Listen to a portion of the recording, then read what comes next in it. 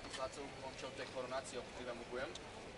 No i cały ten plac w czasie, kiedy powstał w XII-XIII wieku, to go obtaczali gotyczne domki z wieżyczkami.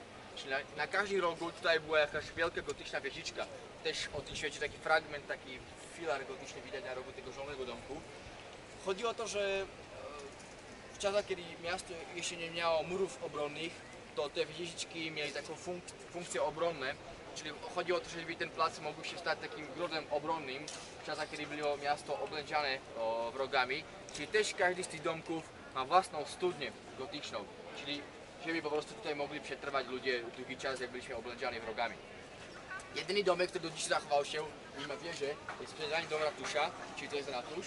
Wieżyczka też kiedyś była gotyczna. Dzisiaj jest, już po rekonstrukcji już jest rokokowa. Ratusz powstał w XIV wieku.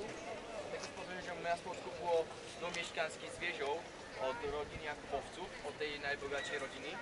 I dokupiło te dalsze domki, ten siw, ten biały. W ratuszu zasiadała miejska rada o ilości 10 osób. I też burmistrz miasta zasiadał. I też wyroki rzeczywiście, sądy odbywały się w ratuszu. Wyroki sądów były wygłaszane z tego balkoniku renesansowego, widzicie, jest taki balkonik nad wejściem. Też stąd byli fanfarami wygłaszane takie różne poważne sprawy dla miasta.